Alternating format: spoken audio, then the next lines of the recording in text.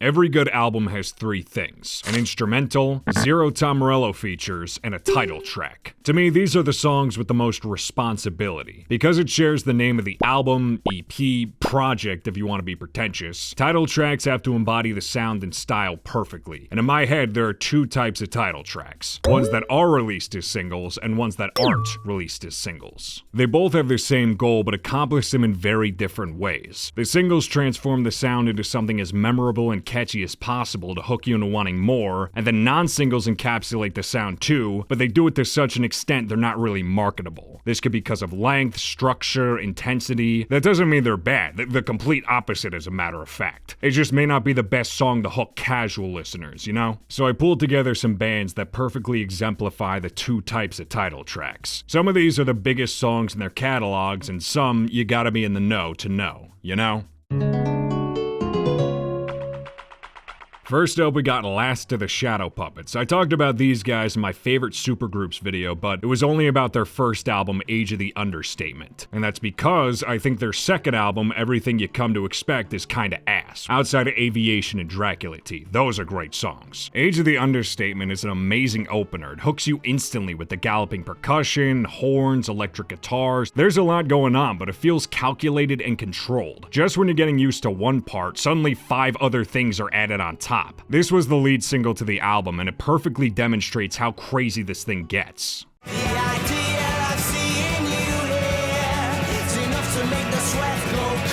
On the opposite side of the spectrum, you got Everything You Come to Expect. This one wasn't released as a single, but it exemplifies everything I hate about the album. It still has a lot of layered and different instrumentation like Understatement, but it's got no semblance of control or restraint. There's way too much shit going on.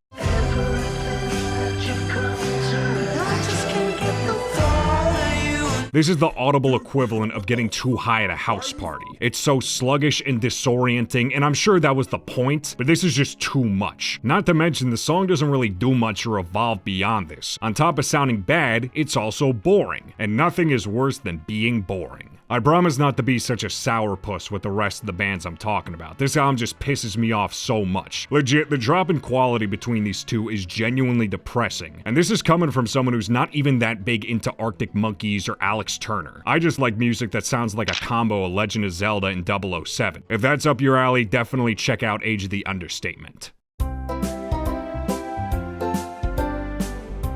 So I'm sure everyone's got that one band you binge depending on the time of year. Since it's almost fall, that band for me is Simon & Garfunkel. And fortunately for me, they got a lot of great title tracks too. First is Wednesday Morning 3 AM. This one's actually the closer for its album. I love how the lyrics start out innocent with the narrator watching someone they love go to sleep, to then talking about robbing a liquor store. I held up and robbed a hard liquor store.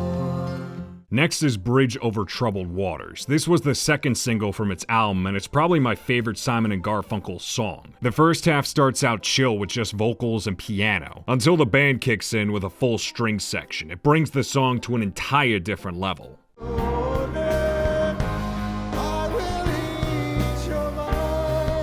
And finally, there's The Sound of Silence, a song I'm sure a lot of you discovered through unfunny memes from 2016. Because this is such a popular song, I don't feel the need to describe it instrumentally. What else is there to say about it? But thankfully, it's got an interesting story. So the original version of this song was also featured on Wednesday Morning, but it flew under the radar because that album was a commercial failure upon release. But then, over a year later, Sound of Silence was put on heavy rotation for college and local radio stations. In fact, the song got so popular, its producer Tom Wilson made an electric version of it that adds drums, bass, and lead guitar. And this one also got super popular, going as far to hit #1 on the Billboard Hot 100. And this shocked everyone, including Simon & Garfunkel themselves, as not only did they break up after Wednesday Morning bombed, they weren't even told about the remix till it came out. I'm sure they weren't happy about that, but I'm sure they were happy about all the newfound success as they quickly reunited and recorded a follow-up album, which their label titled Sounds of Silence to bank on the remix success. I actually never heard the electric version until making this video, but now I honestly prefer it over the original. It sounds like it belongs in a western. People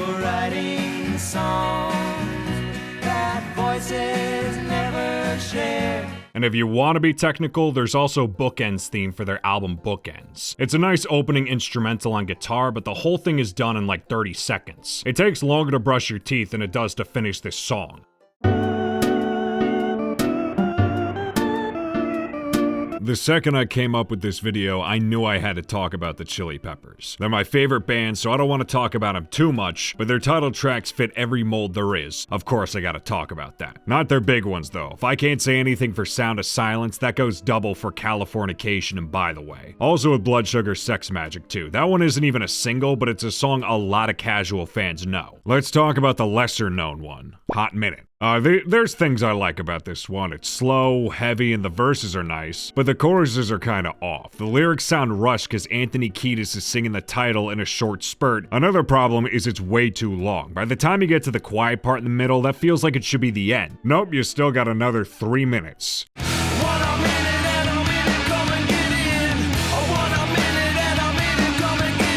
This is a great example of the biggest problem with One Hot Minute as an album. It's got some great songs, but almost all of them could be like a minute and a half shorter. Next is Stadium Arcadium. This one's probably my favorite John Frusciante album in terms of his guitar playing. He still shreds a lot, but also uses a bunch of cool and atmospheric guitar effects. The reversed attacks in the second pre-chorus, the panning reverb solos in the bridge. I love the choruses too. The bass just plays root notes on these, but its pattern adds a lot to the rhythm.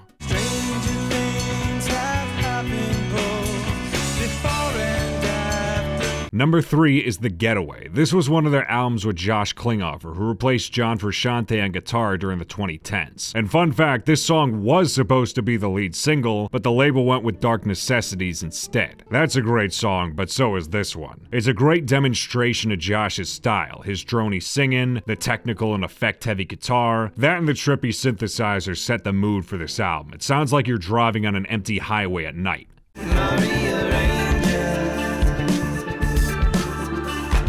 And even though I said I wouldn't talk about it, let's talk about Californication, the demo version. So this song originally started with just the lyrics. The band tried writing music that fit the mood, but had so much trouble they considered ditching it completely. And this demo reeks of struggle. The lyrics are almost the exact same as the final version, but the instrumental is completely different. It sounds like a reggae band covering the Chili Peppers. The song isn't awful, but it drags. The guitar and bass are slow like the final version, but so are the drums, which makes the verses lose that subtle push the final one has. Space may be the final frontier, but it's made in a Hollywood basement. To me, it makes sense why they wanted to ditch it, but Californication's producer, Rick Rubin, was so attached to the song, he wasn't gonna let that happen. And it wasn't until the very end of the recording sessions did they change it into how it sounds now. It's a good lesson in persistence with music and ideas, but this is one of 5 stories Chili Peppers fans like to tell, so reciting it's kind of annoying to me. Check it out if you're genuinely curious, but you're not missing much. I want to go on record and say I'm not the biggest fan of Smashing Pumpkins, even though I talk about them a lot. Billy Corgan's just a funny guy, what can I say? Almost all their albums have both a long song and a title track, and they're usually the 2 objectively good songs on there. First is Melancholy and the Infinite Sadness. This is the opening track to the album, and even though it wasn't released as a single, the amount of times I heard someone play this on a public piano setup is in like the triple digits by now.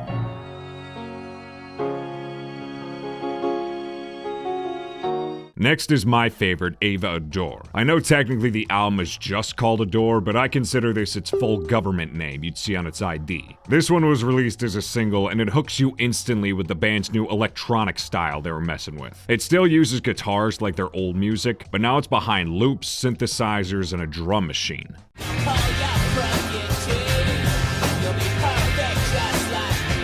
Oceania is interesting because it combines the title track and long song together, which sounds like it'd make for a best of both worlds situation, but to me the length is the worst part about it. Like 3 minutes in, it cuts from the full band to just acoustic guitar and Billy singing. Then the band comes back in for a different part during the outro, but instead of building into it, the song just fades into the next section. That's what I mean by not natural. I much prefer when changes organically build or change into each other. Fades feel cheap because it requires less effort in terms of songwriting. Again, all these parts aren't bad, but they would have worked better as individual songs instead of being awkwardly stitched together. How could I have ever doubted you?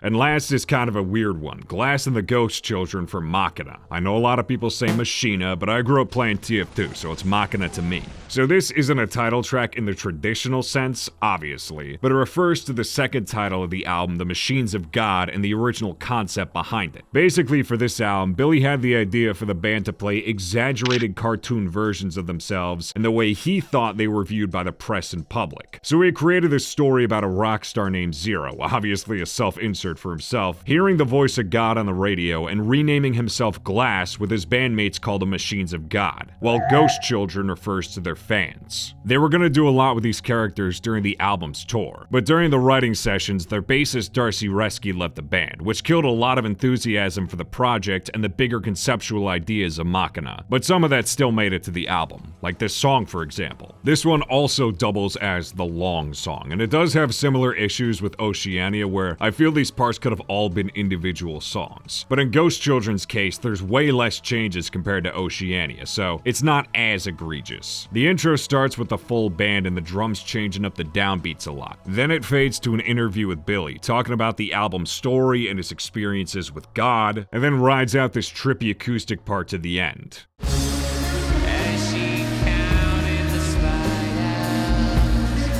One more thing about this song before we move on. Including all the stuff they planned for Machina, there was also going to be an animated series that went into Glass and these characters. It was never completed, but the first 3 episodes were uploaded to YouTube, and they're okay. For starters, I love the aesthetic. It's got that early 2000s dirty futuristic look, but the story itself is super on the nose. The villain is supposed to be the head of an evil record label that wants Glass to sign over his likeness so he can have full creative control over his band and music. So he reunites with his old band to start an uprising, but his fans are split on Glass's new sound and appearance. Obviously a metaphor for the new direction Smashing Pumpkins was going in. Not to mention, you can tell even these episodes weren't finished. They're missing a lot of sound effects, the voice acting is super stiff and quiet, some parts aren't even animated, they look like PowerPoint presentations. Also, it doesn't help their potato quality because they were posted almost 2 decades ago. They're easy to find, so check it out if you want to experience Billy Corgan's fanfic of himself.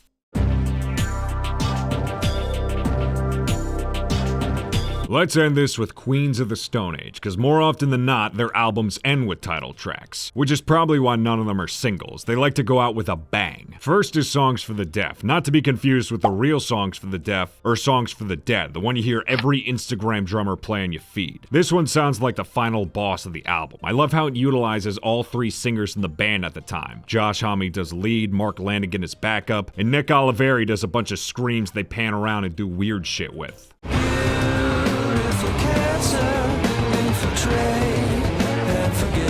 Next is Villains of Circumstance. Again, full government name. To me, this one doesn't feel like the best representation of its album's sound. Villains is more glam than desert rock, like the other Queen's albums. And this one dips its toes more into that style. It's still really good though. The verses sound eerie and dreary. They're built around the bass playing chords and guitar shrieks that linger in the background. The chorus is going to double time when they bring in the drums, and the second one goes into this crazy outro jam. You can literally hear him slapping a piano.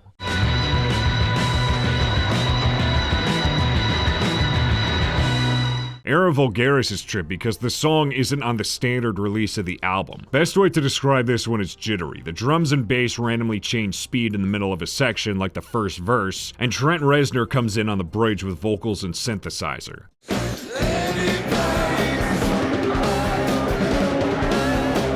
And last is my favorite, Like Clockwork. This one's a perfect example of the new sound Queens had after this album. Just like with Bridge Over Troubled Waters, this one starts with just pianos and vocals, until the full band comes in and combines the melody with their old bluesy desert rock sound. My favorite part is the buzzy guitar solo that goes into a time change during the bridge.